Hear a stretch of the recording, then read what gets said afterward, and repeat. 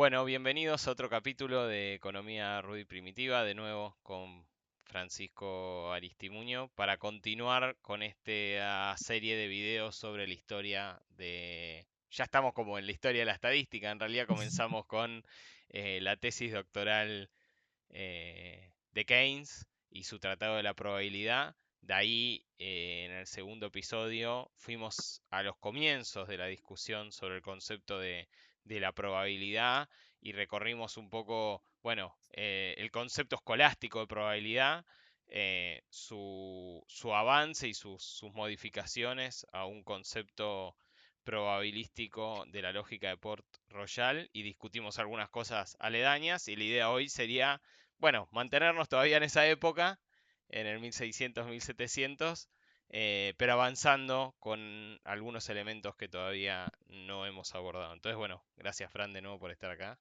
Gracias, Dani. Eh, y bueno, hice esa breve recapitulación de qué hicimos hasta ahora. Yo anoté varios temas como para continuar.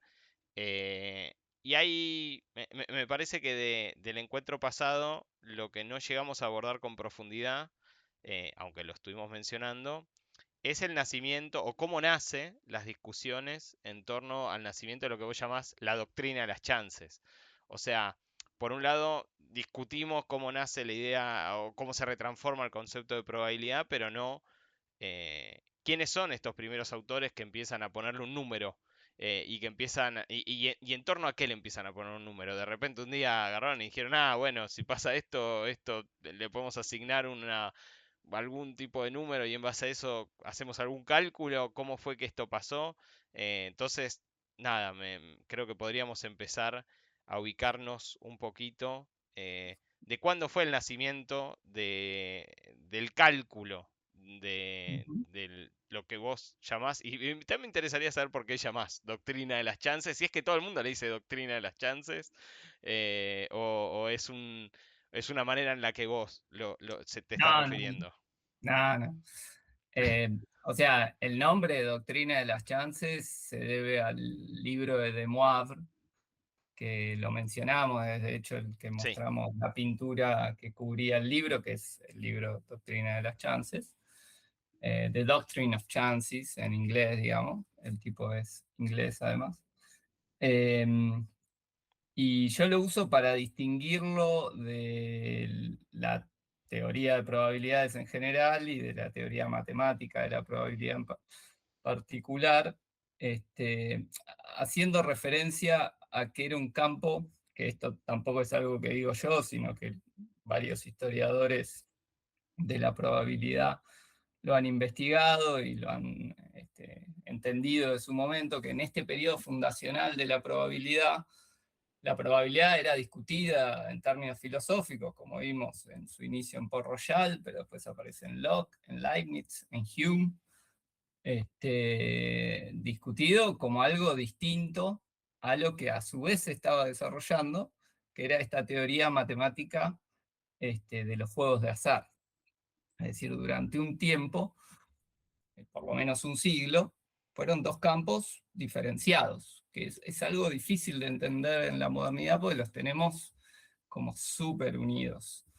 Y entonces pensamos en probabilidad y listo, pensamos en que es un grado del 0 al 1 que se representa y que se puede operar con las reglas de la teoría matemática de la probabilidad.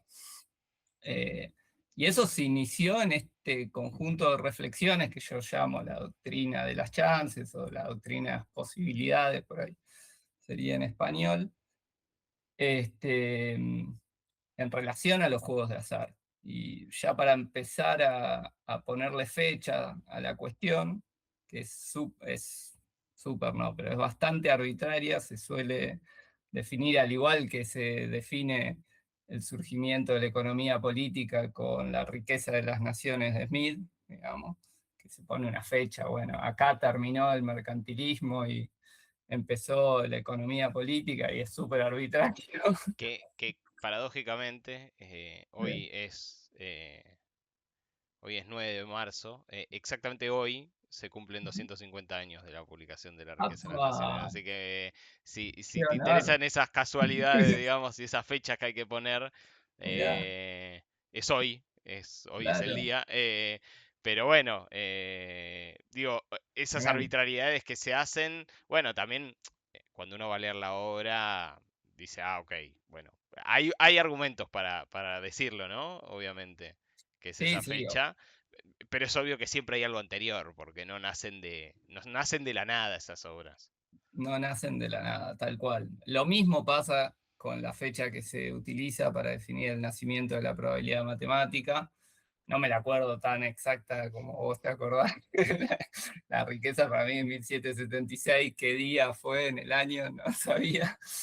Pero todo un honor estar hablando justo en los 250 años. En el caso de la probabilidad matemática es una correspondencia, suele ser citada como el origen de la probabilidad matemática, que es entre Pascal y Fermat en 1654. Digo, es arbitraria y porque, por ejemplo, Galileo, unos 50 años antes de eso, escribió algunas páginas sobre las chances en los juegos de dados. Cardano también tiene reflexiones que hoy en día, a la vista de hoy en día, está empezando embrionariamente a desarrollar la matemática de las chances, o sea, sin duda. Pero claramente lo que se suele referenciar, y esto es verdad, a partir de esa correspondencia y el tratado del triángulo aritmético de Pascal, que lo publica un poquito después de esa correspondencia, eh, comienza a haber una discusión más sistemática de la cuestión y una construcción del campo, que es algo parecido a lo que pasa con Smith también, digamos, ¿no? El campo queda más definido y comienza a recibir contribuciones claras en el mismo. Ahí hay una discusión, porque 1654 es la correspondencia, que es privada, obviamente. Algunos conocidos de la cuestión eh, que estaban discutiendo esas cuestiones llegan a ver la correspondencia antes de que se publique, que no me acuerdo bien ahora, pero es en algún punto del 1660, ya está publicada la correspondencia. Eh, pero se suele citar esa correspondencia como el origen porque se suele dar a Pascal y a Fermat la autoría original de estos principios, porque en realidad lo primero que se publica en términos de matemática de las chances es de Christian Huygens, que es un pequeño tratado, que es hermoso por lo pequeño, digamos. Una cosita muy mini que en realidad se suma como anexo a otro tratado, que es de raciocinio sin ludo alae, es decir, el raciocinio en los juegos de azar podría traducirse, que es muy breve, 14 proposiciones con sus respectivas demostraciones, que ahí está la base de la probabilidad matemática más o menos desarrollada, y es en realidad el primer tratado, pero bueno, como en realidad la idea, Huygens de hecho publica ese tratado porque se pone en conocimiento de la correspondencia de Pascal y Fermat. Entonces, Ah, ok. no es que Huygens solo escribió, sino que conocía la correspondencia y dijo, acá hay algo, y lo estructuró en este pequeño tratadito. Ahora la conocía antes de publicarse, porque por la fecha. Sí, Ah, tenía inside information. claro, no, sí, discute, habla con Pascal, Ok. no estoy seguro de si con Fermat, pero comparte con Pascal y está al día de la cuestión cuando escribe el tratado. De hecho, Pascal le comenta. Es decir, por eso se suele atribuir a esa correspondencia el inicio, porque de algún modo se puede decir que el tratado de Huygens fue despertado o incentivado por esa correspondencia inicial y por el pensamiento de Pascal, que es el que de algún modo un poco más que Fermat se le suele reconocer la originalidad de estas ideas. ¿Sí? Es el mismo Pascal, también está metido en Port Royal, ¿viste? Claro. En todo lo que se genere en ese periodo, que es París de mediados del siglo XVII, está Pascal influyendo en estos términos, digamos, ¿no? Sí, yo el único que conocía previamente era Fermat por su último teorema y ese libro tan conocido que leí y me gustó bastante. Pascal lo he escuchado, pero sinceramente es una figura que me... No sé nada, no sé absolutamente nada ¿no? de... Es muy interesante. No, debe ser bastante interesante. Pero evidentemente estas tres obras que aparecen en 1654, 57, bueno, la correspondencia aparece en el 60, en el 62 la lógica de Port-Royal, eh, es como un conjunto de un proceso que está ocurriendo, no es que Sí, eh, sí, con hay, epicentro en París, claramente, un set de ideas que se está desarrollando que después llega a tener el impacto que tiene, ¿no? ahora, ¿cuál es la base? O sea, ¿qué es lo que están discutiendo ellos? ¿Cómo empiezan a dar a esta discusión? ¿Qué es lo que discuten? ¿Sobre qué se centran? ¿Cómo es que surge toda la idea de, bueno, podemos calcular las probabilidades de qué? Obviamente por el título de juegos de azar, pero que estaban jugando a las cartas constantemente y empezaron a ver eh, cómo se Bueno, podía calcular. ¿Fue así de fácil y así de nada. difícil? Este, o sea, los juegos de azar eran un divertimento de la época, eso sin duda. Hay cuestiones, ¿no? A diferencia de los griegos, empieza a haber juegos de azar en relación a elementos simétricos. Es decir, por ejemplo, los griegos al parecer jugaban algo parecido a los dados, pero con un hueso Ok, imperfecto, ok, digamos, que la lógica era qué cara el hueso queda para arriba, como para explicarlo simple, digamos, ¿no? Pero el hueso no es totalmente perfecto, debería variar entre hueso y hueso, dificultando un poquito terminar de desarrollar esta matemática de las chances. Pero más allá de eso es interesante el problema que motiva esta reflexión, porque como te comentaba, en realidad Galileo, por ejemplo, sí hace una cuestión de combinatoria, es decir, está razonando sobre las chances de que salgan ciertos resultados con dos dados, por ejemplo. ah, bueno, Cuando ya te pones a pensar en, bueno, en un dado, esto bueno, es fácil, ¿no? Son 6 caras, todos sabemos que cada cara tiene más o menos las mismas chances, pero ya cuando empezás con 2 dados, 3 dados, ya el 7 tiene las mismas chances que el 8, digamos. claro, Cuando empezás a tener combinaciones, la cosa adquiere una cierta complejidad matemática. En este periodo es que se desarrolla la combinatoria, es decir, es en el mismo momento en el que se está desarrollando. Leibniz está escribiendo sobre el arte de la combinatoria sin saber del desarrollo de la probabilidad matemática, es decir, antes de ir a París y enterarse de estos desarrollos.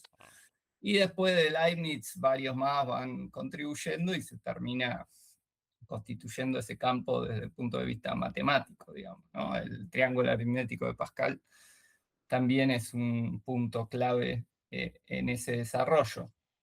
Pero más allá del desarrollo de la combinatoria, hay algo bastante particular e interesante en el problema que desata la correspondencia de Pascal y Fermat, y que si vamos a leer el Tratado de Huygens es central, porque está en el prefacio, sí, y en todas estas discusiones tiene un lugar central, que es un problema particular de los juegos de azar, que es conocido como el problema de los puntos, o también de división del botín, que es un nombre un poco más apropiado para describirlo, este, que básicamente lo explicamos breve, ¿no? En qué consiste el problema. Consiste en primero plantear un juego que tiene como distintos rounds, ¿no? Por ejemplo, son 3 rounds, o en realidad no son exactamente 3 rounds, sino que se repite varias veces el juego y gana aquel que llega a tener un cierto puntaje. Y por ejemplo, en la correspondencia de Pascal y Fermat, esto puede variar en términos de los parámetros, ¿no?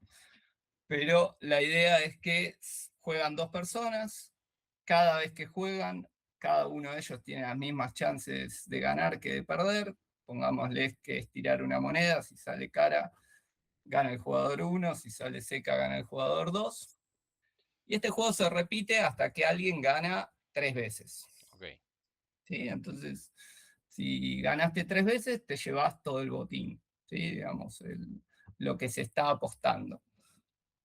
Si supongamos que cada uno apuesta a lo mismo, entonces se apuestan, uno apuesta 50, el otro apuesta 50. Si termina el juego y alguno llegó a los 3 puntos, termina, se lleva los 100. El problema, sin embargo, se presenta en términos de cómo deberíamos dividir el botín si el juego se suspende antes de llegar a su resultado final. ok, Y especialmente con un resultado asimétrico, digamos, ¿no? Porque si el juego va 2-2 o 1-1, bueno, todos entienden que debería ser en iguales proporciones, digamos. Cada claro, uno se lleva lo que había puesto. Pero ¿qué pasa si vamos 2-1, 2-0, 1-0, y por la situación que sea, por mutuo acuerdo decimos, bueno, suspendemos acá, ¿sí? Y ahí se presenta un problema de equidad, digamos, ¿no?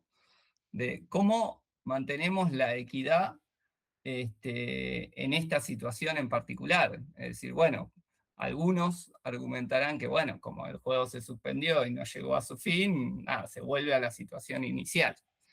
Es decir, y cada uno se lleva lo que había hecho hasta ese momento, digamos, ¿no? Lo que había aportado para jugar, digamos, ¿no? Si había aportado cada uno 50, bueno, como no se terminó, corresponde que sean 50 para cada uno.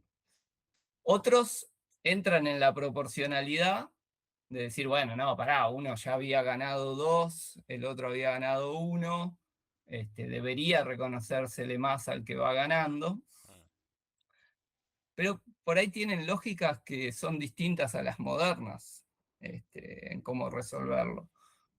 Y esto es interesante, no es un problema que surge de Pascal o de Fermat, ni siquiera del que se lo sugirió, que es el Chevalier de la Mer, que es el que le sugiere el problema a Pascal y Pascal corresponde con Fermat al respecto. No, es un problema que tiene su historia, o sea, ya existía. claro, Este, por ejemplo, Cardano, que es un autor previo a Pascal, tiene su solución al problema de los puntos. Luca Pacioli, que por ahí los economistas también lo conocen, por sus aportes a la contabilidad, también tiene su solución al problema de los puntos. Es decir, ya existía una discusión histórica al respecto. Lo que se le reconoce a Pascal, a esta correspondencia de Pascal y Fermat, es dar la solución moderna, como lo entendemos nosotros todavía hoy en día, en función de la expectativa matemática. claro, ¿Eh? Por ejemplo, es interesante, Pacioli, con otros parámetros, pero lo traduzco al problema como lo planteamos recién, dice, si el juego va 2-1, esa misma proporcionalidad debería reconocerse en la forma en la que se reparte el botín. Es decir, de 2 tercios para uno y 1 tercio para el otro. ok, Fíjate, es como una lógica bastante directa sí, que no necesariamente refleja la expectativa matemática. Es claro, decir, en el caso de él son 6 puntos que hay que llegar, iba 5-3 y entonces dice, bueno, deberían ser 5 en una proporción de 5 tercios más este, para, ¿cómo se llama?, el que va ganando. claro, Entonces, nada, esto básicamente para presentar que era un problema que ya tenía discusión y que si bien desde la modernidad la lógica es medio incuestionable, hay que entender que con anterioridad no necesariamente era así. Algo que quería comentar de esto, que es interesante, es que entender la relación entre el surgimiento de este problema y el surgimiento de la sociedad comercial, que es un problema que existe en el marco de una sociedad comercial que ya desde hace unos siglos venía enfrentando problemas de división de ganancias, es decir, en términos, y este tipo de problemas de división de botines o de ganancias era algo que enfrentaba la sociedad comercial desde hace un tiempo. Por ejemplo, existían acuerdos comerciales para financiar el viaje de un buque de un extremo a otro en la búsqueda de ciertos recursos para venir y venderlos acá, que obviamente este tipo de acuerdos comerciales, de sociedades comerciales, implicaban reglas para dividir las ganancias o las pérdidas. Claro. ¿Sí?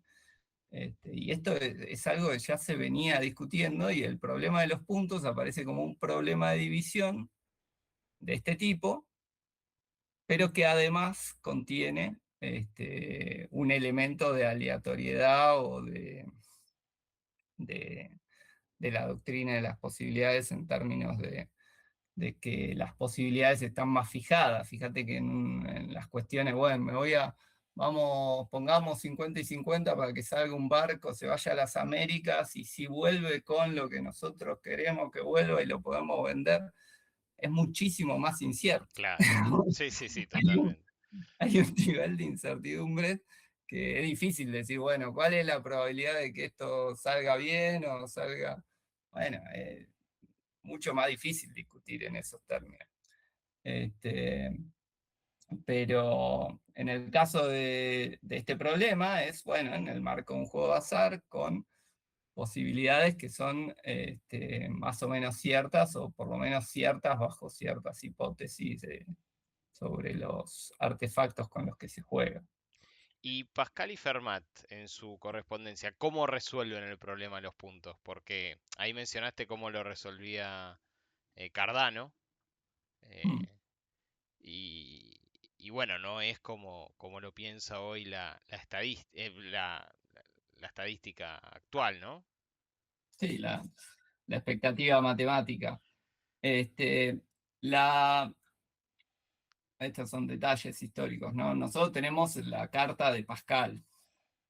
Ahí la solución de Fermat se perdió. Ah, mira, No la tenemos. Por lo que se entiende por la carta de Pascal, es ligeramente distinta a la que propone él, pero en esencia llega a la misma conclusión.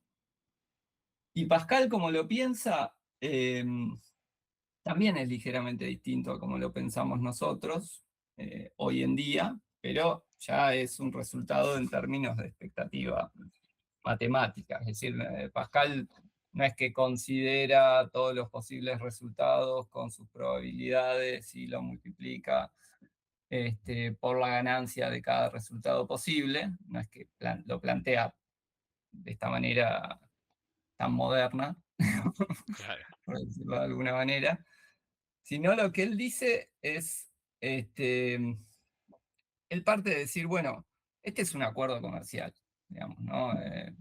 Y es muy claro en esto, y esto me parece es algo que, si bien ha sido destacado en la historia de la probabilidad, a veces se pierde de vista. Tanto Pascal como Huygens tienen claro que participar de un juego de azar es comprar una cierta mercancía que Huygens llama la expectativa, este, Pascal la llama el derecho a esperar, ok, droit d'attendre, un cierto resultado. Eh, y, y tienen claro, digamos, esto básicamente, ¿no? Que ellos, cuando uno participa en un juego de azar, ya pagó un precio por entrar y esa plata ya no le pertenece. Y a cambio de eso, recibe una parte de, como, de este posible resultado al que se ok, podría llegar. Y que a medida que el juego va avanzando, esa porción del resultado final va cambiando. Es decir, la lógica es muy similar a la lógica de, no sé, de las acciones de una empresa moderna, digamos, que uno tiene una parte de las acciones y a medida que va teniendo resultados y en este juego de compra y venta constante, va reflejando un valor distinto. Claro. En el pensamiento de Pascal y de Huygens, la idea del precio de esta participación, digamos, de este juego, está a su vez influida por una idea de precio justo, es decir, que es la esencia del pensamiento escolástico, es decir, estamos en el mismo periodo en el que termina de separarse esta idea del precio justo, de su contenido ético, para pasar a ser reflexionada en términos de más allá de lo que es justo o no, cuál es el precio que se va a imponer en el mercado, ¿no? Cuáles son las leyes que lo determinan. Claramente Pascal y Huygens están convencidos de que existe una forma matemática de reflejar ese precio justo, que hay un precio que es el precio justo, que debería atenerse a todos estos juegos de azar. Entonces, dicen, si el juego avanzó en una cierta medida y, por ejemplo, está 2-1 a favor de alguno, la participación del que va ganando no vale lo mismo que la participación del que va perdiendo. Porque si tanto uno como el otro fueran a vender su posición a otro, y lo dicen así, Mm, y esto no es menor, si fueran a vender su posición, podrían pedir el que va ganando más y el que va perdiendo menos. claro. ¿Y cuánto es eso?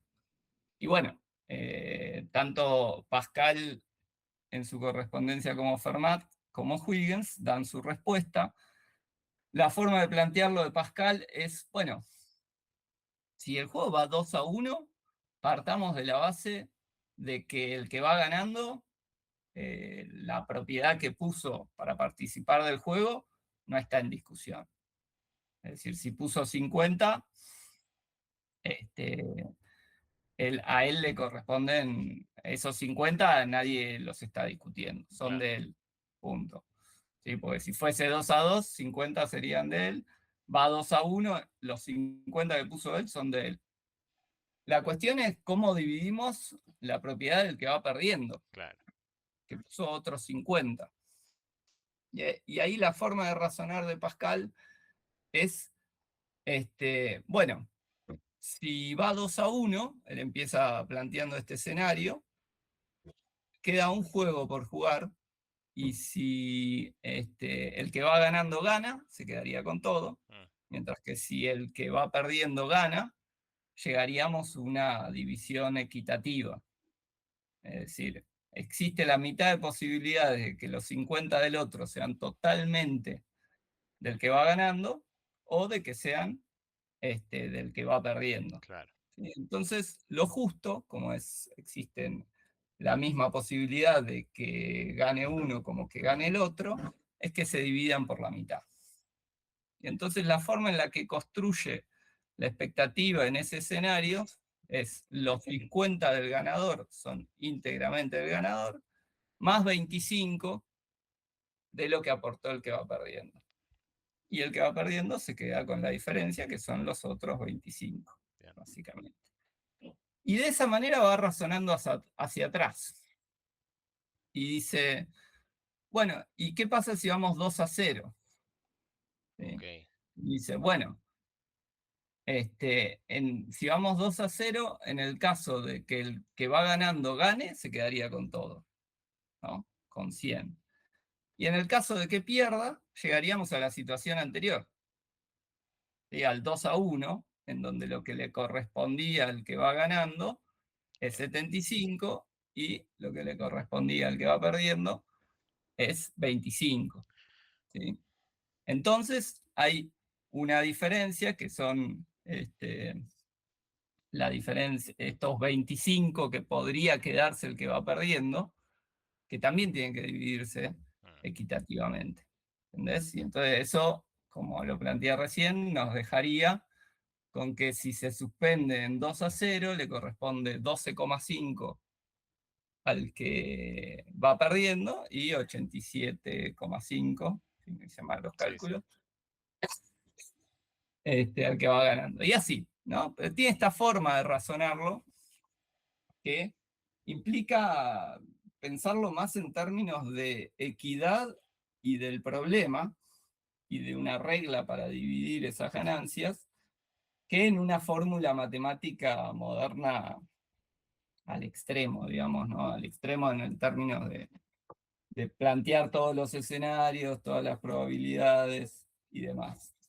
En Huygens aparece un poquito mejor planteado ya, es decir, 3 años después ya hay una cuestión más clara de presentar los distintos escenarios con sus respectivas probabilidades, pero algo que es interesante también es que tanto en Huygens como en Pascal no es la probabilidad el centro de la discusión, sino que es directamente la expectativa, ¿sí? Que esto es algo importante. Es decir, en los tratados de Pascal, de Huygens, hasta el Ars Conjectandi de Bernoulli, no hay una reflexión de cómo determinar las probabilidades en el juego, sino que es más la expectativa, es decir, ya la unión entre el resultado posible y las probabilidades, las cuales son supuestas como equiposibles, dada la, la naturaleza del juego, digamos. Eh, Entonces, después vamos a ver que recién en Bernoulli empieza a haber un intento por desentrañar cuáles son las probabilidades de fenómenos que desconocemos o sobre los cuales no podemos a priori suponer una cierta distribución de probabilidad. Claro. Este, sí, no, entonces esto también tiene lo suyo. No, me parece muy interesante esta vinculación que haces con el proceso del nacimiento de la economía política que se escinde de la escolástica, a la vez que, acá es interesante, todavía mantienen la pregunta del precio justo, pero en vez de estar buscando responderla a través de la moral, lo están tratando de responder a través de un cálculo eh, de esperanza matemática, diríamos. Entonces, eh, y me parece muy interesante esto que planteas de que estos autores tenían muy en cuenta que vos lo que estás vendiendo, el problema planteado como que lo que vos estás vendiendo es una cuota parte de un posible premio barra mercancía, digamos, que sería un monto de dinero, de lo que sea, eh, y que bueno, lo están viviendo dentro del nacimiento de la sociedad mercantil, que en esta época, en el estamos entre el 1600, 1700, ¿no?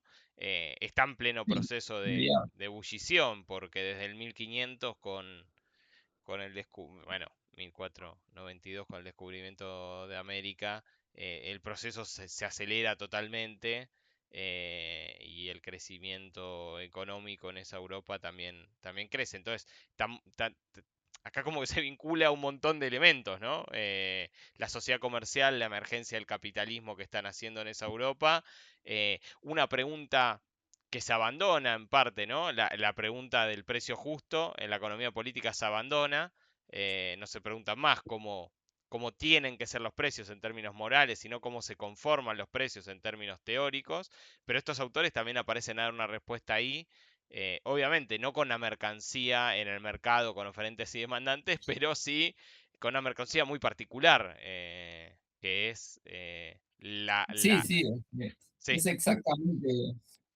es que es exactamente eso, o sea, no es una mercancía en el sentido que pueden ser el resto, eh, desde el vamos, o sea, la posición dentro de un cierto, de una cierta empresa o de un cierto juego, es algo cuya oferta puede aumentarse, sino que existe en la medida de ese juego. En ese sentido es distinto a las reflexiones que otros autores simultáneamente están teniendo sobre la naturaleza del precio. Es lo mismo, es la misma diferencia que tenemos hoy en día con la evaluación de empresas en los mercados abiertos y cómo se evalúa eso, digamos. Bueno, es lo mismo y obviamente no es lo mismo, es Sí, algo sí, mucho sí. más simple, mucho más, Hoy no es mucho un más. día para evaluar empresas, me parece, porque en los mercados están Hoy todos en día agarrando. está El que sale a evaluar lo reflejando. que tenía se agarra la cabeza hoy, pero. eh, ok, y toda esta discusión se da entre Pascal, Fermat, Huygens, no sé si lo pronuncié lo suficientemente bien, eh, que son estos autores más relevantes eh, que están escribiendo en la misma época de la lógica de Port-Royal, que también se le atribuye en parte a Pascal, aunque ahí es más un proceso lógico y no aparece ningún cálculo matemático. No, aparece en el margen, en Port Royal. Son 4 capítulos al final de la lógica de Port Royal que tratan sobre la probabilidad. El tema es discutido mayormente en términos de qué es razonable creer a la luz de las evidencias, Sí, ¿no? Y presentan distinciones que existen antes de Port Royal, como entre evidencia interna y evidencia externa, que hablamos un poquito la otra vez. Y recién hacia el final, este, que es súper interesante. Si a alguno le apasionan estas cosas, leer los 4 capítulos de Port Royal está buenísimo. En el contexto de discutir la irracionalidad de tener miedo al trueno, que creo que te lo comenté sí, en sí, la otra clase, presentan esto y dicen, no, es medio irracional tener tanto miedo al trueno, porque si bien es una muerte horrenda, es poco probable morir así, porque, y ahí ya tiran una idea frecuentista, porque dicen, son pocos los que vemos morir de esta manera, claro. digamos. Entonces ahí ya hay un dejo de frecuentismo. Inmediatamente después dicen, hay algunos juegos de azar que nos presentan como una balanza bien clara de cómo balancear estas cosas. Este es el caso de las loterías, nos dicen, en donde cada uno pone una moneda para jugar y para que el balance sea exacto, la retribución que uno tiene que tener, si son 10 que juegan, ¿no? Uno debería ganar eventualmente 9 monedas si sale elegido de la lotería, y en el caso de que no salga, estaría perdiendo una moneda. Y dicen, acá hay como una balanza entre lo que pueden ganar y lo que arriesgan a perder, y las posibilidades de ganar y las posibilidades de perder. Esto tiene que estar balanceado para que haya, para que el juego sea justo, ¿sí? Entonces, fíjate cómo lo plantean, ¿no? Ellos dicen, 9 monedas para ganar, una moneda a perder, 9 chances de perder contra una chance de ganar. Ok, Eso es lo que balancea y hace a estos juegos justos. Lo ponen también en términos de la justicia, digamos, ¿no? claro. Que siempre que juegues una lotería y no se respete esta balanza, estás admitiendo un contrato injusto, digamos. ¿Y Este, por qué sería justo? Porque si vos lo jugás en una gran cantidad de números, tenderías. no llegan a ese nivel de Ok, reflexionarlo. no, no estamos ahí todavía. No, no, lo están planteando como la proporcionalidad en términos de la expectativa matemática, de entender que ese es el precio que nivela la esperanza matemática con el precio que pagás por jugar. Ok, Cualquier desviación de eso entra en algún nivel de fraude, digamos, bien, en el entendimiento. No, no llegan a plantear, porque esa sería lo que vos empezaste a esbozar, empieza a ser la justificación frecuentista de la probabilidad, digamos, que ellos en ese caso por lo menos no lo presentan así. bien. Bueno, nada, creo que avanzamos bastante porque recorrimos toda la discusión Pascal-Fermat. discusión, no es una discusión, están tratando, me interesa esa parte, como al menos para mencionar, ¿no? Porque por lo que veo, casi todos los elementos de estos inicios son correspondencia, y es algo bastante poco, al menos yo que vengo de estudiar la historia del pensamiento económico, eh, no hay una correspondencia sobre la discusión del capital en el 1600, digamos. Son libros, tratados que sacaron autores donde cada uno elabora.